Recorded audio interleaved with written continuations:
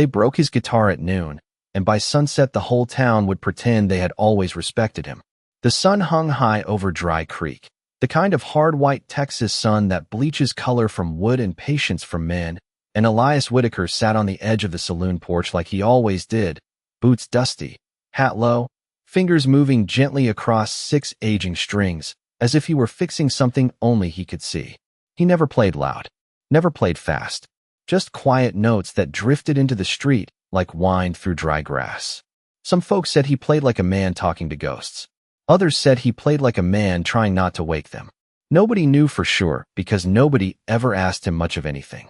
He was just Elias, the quiet cowboy, the one who fixed broken fence rails for $2 a day, the one who slept in a borrowed stall behind Miller's livery, the one who never argued, never drank more than 1 glass, never stayed long enough anywhere to be remembered. The trouble started the way trouble usually does in small western towns, with boredom and a few men who needed to feel bigger than somebody else. 3 riders fresh off a cattle drive stopped when they heard the music. One smirked, one laughed, one said, "Play something worth hearing." Elias didn't answer. His fingers kept moving, steady as a clock. The melody didn't change. That seemed to bother them more than if he had talked back. "You deaf or just proud?" another asked. Still nothing. Just the soft sound of cedar and steel strings under weathered hands. One man stepped closer and nudged the guitar with 2 fingers like testing if it was real. "Maybe it ain't even his," he joked. Then, with the careless clumsiness of someone who had never built anything in his life, he pulled it away. The sound that followed wasn't loud. Just a dry crack of old wood giving way, like a branch stepping aside in winter. Conversation on the porch stopped. A screen door creaked somewhere. Elias looked down at the separated neck and body in the man's hands, and for a long moment, he didn't move at all. No anger, no shouting, just a long breath like a man watching rain fall on a grave. He stood, took the pieces back. Without force, brushed dust from the worn cedar face like it still mattered, and placed $2 silver on the saloon rail for a drink he hadn't finished.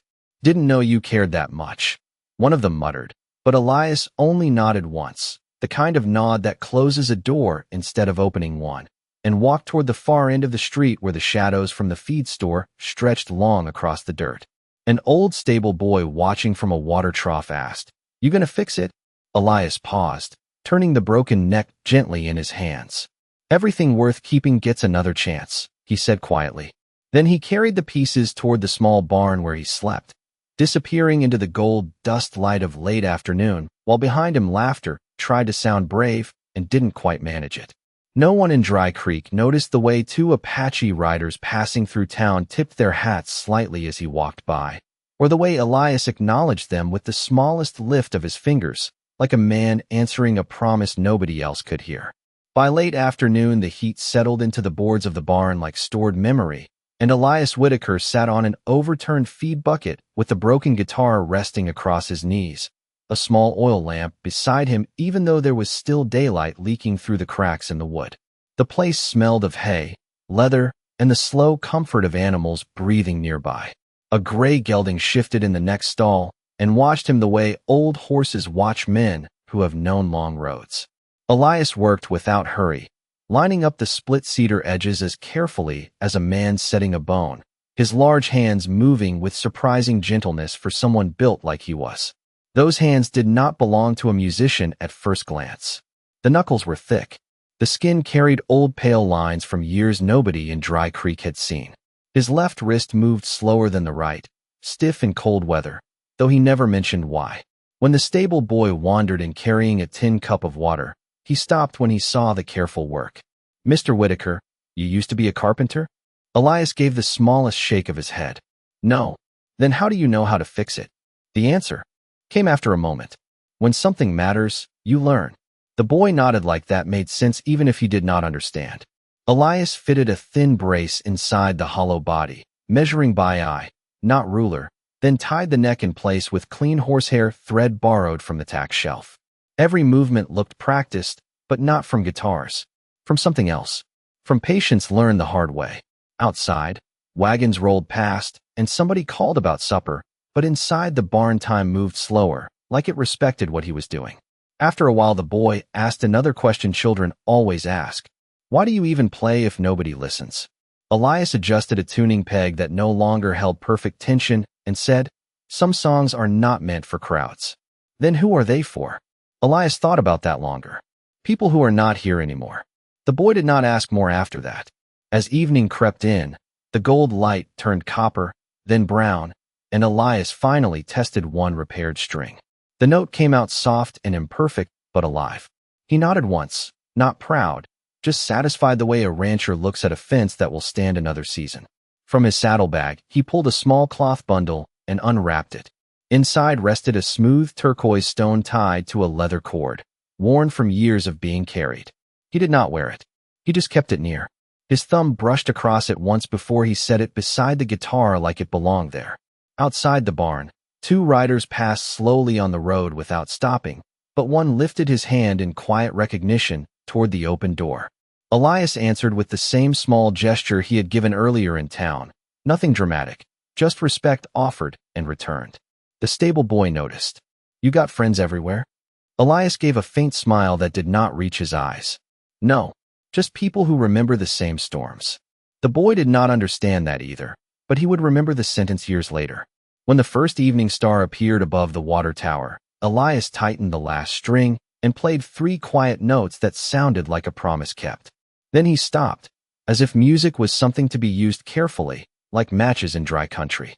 Night came slow over Dry Creek, the kind of quiet night where even the wind seemed to move carefully between buildings, and lantern light began glowing one by one along the single long street.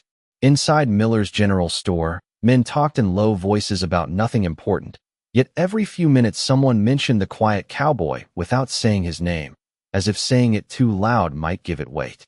"Strange fellow," the store owner muttered while weighing coffee beans on a brass scale. "Never seen a man take an insult like that and not answer it." An older ranch hand leaning against a flour barrel answered. Maybe he already did. Nobody understood what he meant, not even him. Across town, Elias Whitaker finished adjusting the final tuning peg, then sat back and listened, not to the guitar, but to the silence around it. Silence told him more than sound ever could. If a place was peaceful, you could hear it. If trouble was coming, you could hear that too. He rested the instrument across his lap, but did not play. Not yet. Outside, boots passed the barn door, then stopped. A woman's voice spoke softly. "You fixed it." Elias looked up and saw Tala Redbird standing just beyond the lantern glow, her dark braid falling over one shoulder, her posture calm, like someone raised around wide horizons. She did not step inside without invitation. He nodded once. It deserved another chance. She studied the careful repair work, her eyes noticing things others would not. "My grandfather used to say a man can be known by how he treats broken things." Elias gave a small breath that might have been agreement. Your grandfather was wise. She noticed the turquoise stone beside him, and her expression changed slightly. Not surprise, not shock, just recognition. "You still carry that." He answered simply, "Some debts do not end." For a few seconds neither spoke. Outside, a coyote called somewhere beyond the water tower. Finally she said, "Word travels fast. Riders have already heard." Elias did not ask which riders. He already knew. Instead he asked, "How many?" She looked toward the dark road leading west. Enough. That seemed to be enough explanation. She reached into a small leather pouch and placed a fresh set of guitar strings on the wooden rail beside him. "From Santa Fe traders last month. I thought maybe someday you would need them." He looked at the strings, but did not touch them right. "Away. I cannot take gifts." Tala answered, "Then do not. Consider them returned." That made him pause. After a moment, he accepted them with a nod of respect rather than thanks. She turned to leave, then stopped long enough to say one more thing. "You always said music travels farther than horses." Elias looked down at the repaired cedar face of the instrument. "It does." She gave the smallest smile. "Then tonight we will see how far." When she walked back into the darkness, she made no sound at all. Elias replaced the worn strings one by one, each turn of the peg slow and certain, like a man preparing for weather he cannot stop but understands. When he finally tested the new notes, they rang clearer, stronger, carrying into the open air beyond the barn door. And somewhere out on the long western trail, more than 10 miles away, a group of riders lifted their heads at the same time as if they had just heard their names spoken. The town of Dry Creek settled into evening routines, but something beneath the surface had begun to shift, something quiet and heavy like air before a summer storm. Lanterns flickered along the boardwalk, casting long shadows that stretched across the dust, and the same three men from earlier sat outside the saloon, trying to laugh louder than necessary, repeating the story to anyone willing to listen, each telling making them sound braver than they had felt. Man did not even raise his voice, one said, forcing a chuckle. Probably forgot about it already. Another replied, some men are just built small inside. Yet even as he said it, he kept glancing down the road like he expected something he could not explain. Inside the sheriff's office, Sheriff Dalton Reeves sat with his boots on the desk, turning a tin badge slowly between his fingers. He had lived long enough out west to know the difference between quiet men and harmless men. They were not the same thing. His deputy asked, "You think trouble is coming?" Dalton answered without looking up, "Trouble does not always come loud." Out by the barn, Elias sat on a wooden crate beneath a sky turning deep blue, the first Real stars beginning to show themselves one by one. He played again, softer than before, notes floating into the cooling air like signals meant for someone far away. He did not play long. Just enough. Just a simple melody shaped like memory. When he finished, he placed the guitar beside him and poured a small cup of water into the dirt, a quiet gesture nobody in town would have understood. Then he spoke one sentence so softly, even the nearby horse barely heard it. "I kept my promise." Miles away beyond the ridge line, riders moved through the darkening land with steady purpose, their horses breathing clouds into the cool air, leather saddles creaking in rhythm with the long trail. No one shouted. No one hurried. They rode like men who had already decided where they were going hours ago. The leader, a broad-shouldered rider with silver threaded into his dark hair, lifted one hand, and the entire line slowed without needing words. "He played again," one rider said. The leader nodded once. "Then we ride." Back in town, Tala Redbird stood near the water trough watching the western horizon. Miller, the store owner, stepped beside her. "You expecting someone?" She answered without turning, "Respect travels in circles. It always comes back." Miller did not fully understand, but felt the truth of it anyway. The night grew deeper. A dog barked once, then went silent. Somewhere a screen door closed. Then, far beyond the town limits, barely visible against the starlight, a thin rising cloud of dust began to form along the old trail road. At first it looked like nothing, then like a trick of the eye, then like movement. Back at the barn, Elias wrapped the turquoise stone again and placed it inside his saddlebag, then rested his hand once on the repaired guitar like a man greeting an old friend. He did not look worried. He did not look proud. He just looked ready in the quiet way men become when they know they have done nothing wrong and have nothing to prove. When he finally stood, the boards beneath his boots gave a soft, familiar creak, and in the distance, still more than 5 miles away, the faint sound of many horses moving together rolled across the night like distant thunder that carried no threat, only arrival. The sound reached Dry Creek just after the last lamps were lit, not loud, not sudden, just a low rolling rhythm carried across open land, the unmistakable sound of many horses traveling together with purpose. At first, only the night watchman noticed. Then the sheriff. Then the men outside the saloon stopped talking in the middle of a sentence, as if something invisible had placed a hand on their shoulders. Sheriff Dalton Reeves stepped out onto the boardwalk and listened carefully, his eyes narrowing toward the western trail. "That is not cattle," he said quietly. His deputy swallowed. "How many you think?" Dalton did not answer right away. Years of experience told him how to measure danger by sound alone. "More than 20, he finally said. "Maybe more." The three men who had laughed earlier stood a little straighter now, their confidence beginning to leak away like water from a cracked bucket. "Probably just passing through," one of them said, but his voice carried doubt instead of certainty. Near the barn, Elias Whitaker heard it too. He did not rush. He did not reach for anything. He simply stepped outside into the cool air and looked toward the horizon, where a faint line of moving dust now showed clearly under moonlight. His face showed no fear, only recognition. Tala Redbird approached quietly from the well, her expression calm but knowing. "They heard," she said. Elias gave a small nod. "Music travels." She studied him for a long moment. "You could leave before they arrive." He answered gently, "I have never run from respect." That answer seemed to settle something unspoken between them. The sound of hooves grew clearer now, individual rhythms forming within the larger movement, leather gear shifting, horses breathing, the steady discipline of riders who knew how to move as one. Townsfolk began stepping into the street, drawn by curiosity stronger than caution. Windows opened. Doors creaked. Miller, the store owner, removed his spectacles and wiped them though they were not dirty. "Who in God's name rides this late?" he whispered. Tala answered softly. "Men who remember."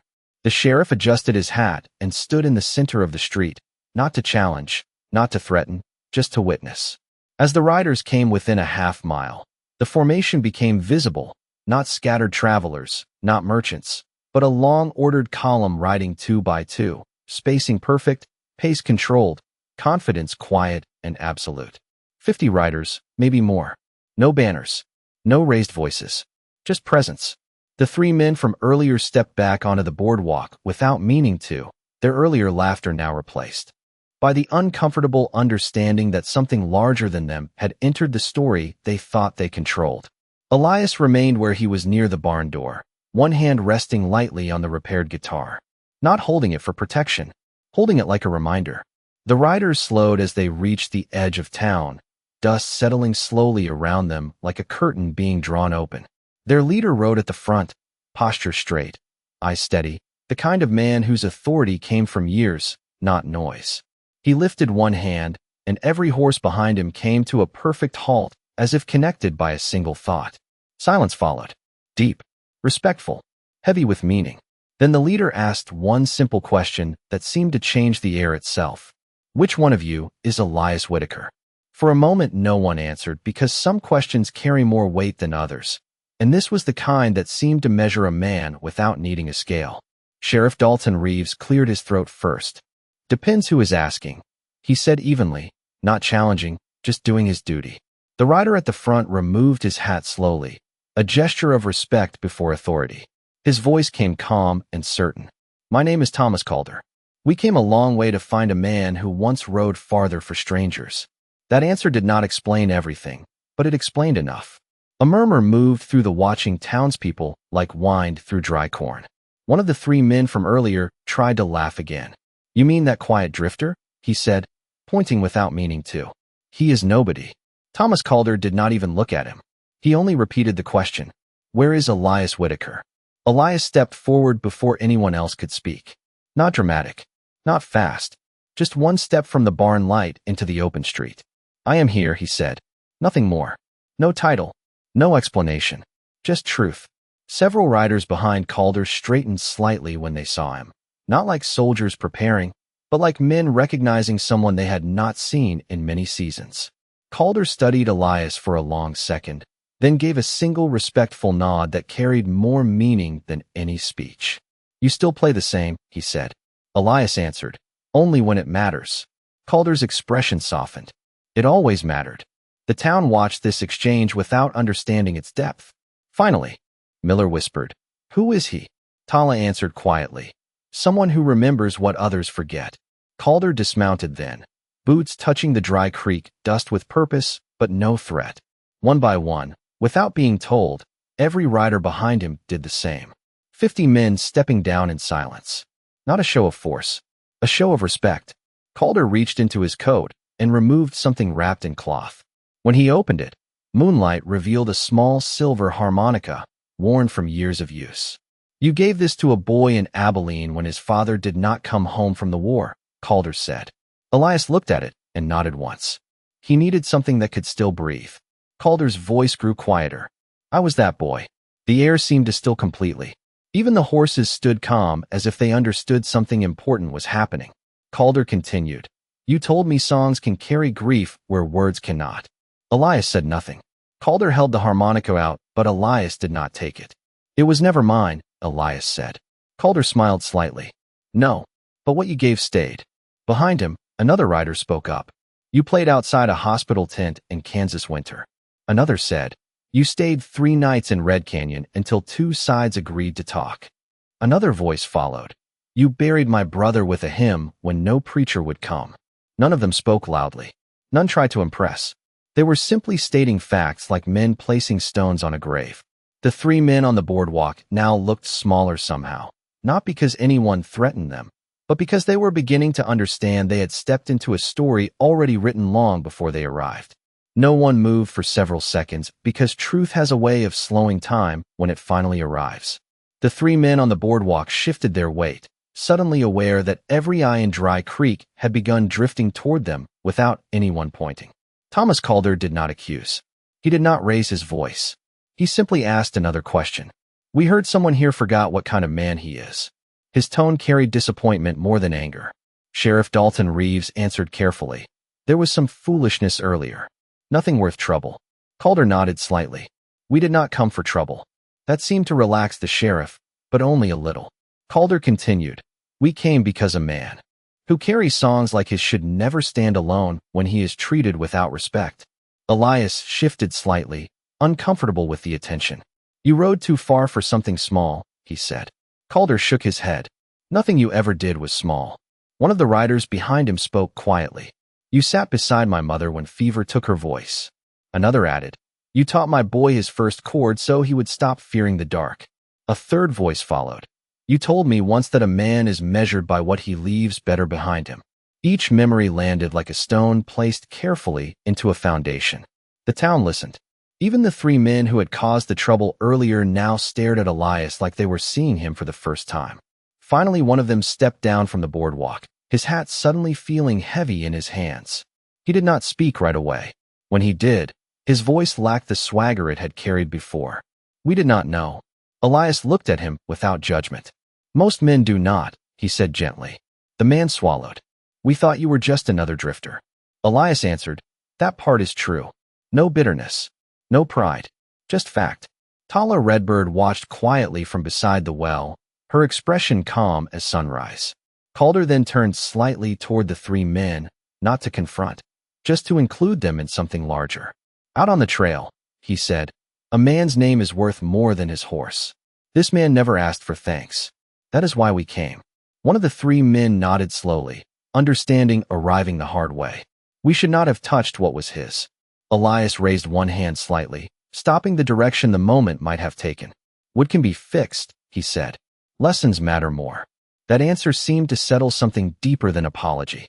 Calder studied Elias one more time and asked softly, "Will you play tonight?" Elias hesitated. Not from fear, from thought. Then he answered, "If it helps someone remember something good." Calder smiled.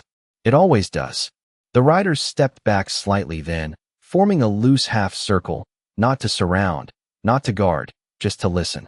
50 men who had crossed deserts and rivers now standing quietly in a small town street, waiting not for orders, not for justice, but for a song. And for the first time since they arrived, the people of Dry Creek understood that what had come riding into their town was not power. It was gratitude. Elias did not move right away because some moments deserve silence before they deserve sound. The street of Dry Creek had never been this quiet, not even during winter storms. 50 riders stood with their hats in their hands. The sheriff stood without speaking. The townspeople forgot whatever they had planned to say. Even the night seemed to pause.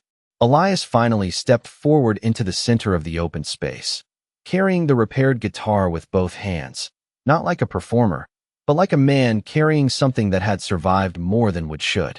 He sat slowly on the edge of the watering trough, the same place where passing riders once tied their horses, and rested the guitar across his knee. For a moment he only looked at it, his thumb brushing lightly across the smooth cedar face where the repair line still showed faint under lantern light. A reminder, not of damage, of endurance. Thomas Calder spoke softly, almost like a man asking permission. "What will you play?" Elias answered without looking up. "Something older than all of us." His fingers touched the strings, and the first note came out low and warm, carrying across the wooden buildings and drifting into the dark fields beyond town like a voice returning home. It was not a fast song. It was not meant to impress. It moved slow, steady, like wagon wheels rolling across long miles. A melody shaped by campfires, by long rides, by letters never delivered and names carved into simple crosses. Some of the riders lowered their heads. One closed his eyes. Tala Redbird listened with her hands folded quietly in front of her, recognizing the pattern woven between Frontier Hymn and Apache Morning Song. a bridge built from notes instead of words. The three men who had caused the trouble earlier stood frozen near the boardwalk. Their expressions changed not by fear, but by the uncomfortable weight of understanding. They had broken an object. They had not known they had almost broken something sacred. The melody rose slightly, then settled again, like a man telling a story without needing language. When Elias reached the middle of the song, he paused just long enough to let the silence speak, then continued with a softer passage that sounded like forgiveness rather than judgment. Sheriff Dalton Reeves removed his hat without realizing he had done it. Miller, the store owner, felt his throat tighten, though he could not explain why. A child sitting on the steps of the hotel leaned forward like he did not want to miss a single note. When the final notes came, Elias did not end with flourish. He ended the way the West ends most days, quiet and honest. His hand rested on the strings until they stopped breathing. No one clapped. No one spoke. Respect does not make noise. After a long moment, Thomas Calder stepped forward and placed the small silver harmonica gently beside Elias on the trough, not as payment, not as tribute, just returning something that had always belonged to the same road. Elias nodded once. Nothing else needed saying. And in that quiet understanding, the lesson had already been learned. The silence after the last note stayed longer than anyone expected, like the land itself was deciding whether to let the moment pass or keep it. Elias Whitaker lifted the guitar slowly and stood, not like a man who had performed, but like a man who had simply finished a conversation. Thomas Calder placed his hat back on his head and gave one last respectful nod. "We heard what we needed to hear," he said. Elias answered quietly, "Then ride safe." No grand speeches. No ceremony. Just the kind of farewell men use when words would only make things smaller. One by one the riders began to mount again, leather settling, boots finding stirrups, horses turning with quiet discipline. Before he mounted, Calder placed a small leather pouch on the edge of the trough. Elias noticed and pushed it back gently. "I did not play for payment." Calder did not argue. He simply said, "It is not payment." Elias waited. Calder continued, "It is so you do not have to fix another fence for a while." Elias looked at the pouch, then at Calder, then gave a small reluctant nod. Not acceptance of money. Acceptance of understanding. As the riders began to leave, Tala Redbird spoke one last time. "Respect always finds its way home." Elias answered, "Only if someone carries it."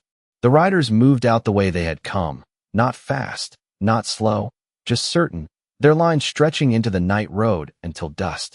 And distance slowly took them back. The town watched until the last shape disappeared into the dark. No one spoke for a long time. Finally, one of the three men stepped forward again, holding his hat against his chest. "Mr. Whitaker," he said, voice careful now. "If there is anything needs fixing, I can help." Elias looked at him, not measuring, not judging, just seeing. "Then fix something for someone who cannot repay you," he said. "That is how you make it even." The man nodded slowly, like he had just been given a map he did not expect. Sheriff Dalton Reeves stepped closer and said quietly, "Town could use more men like you." Elias gave a faint smile. "Town already has them. They just forget sometimes." The lanterns burned lower as people returned to their homes, each carrying something different than they had before. Miller would tell this story for the rest of his life. The stable boy would remember how careful those hands had been. The three men would remember the difference between noise and respect.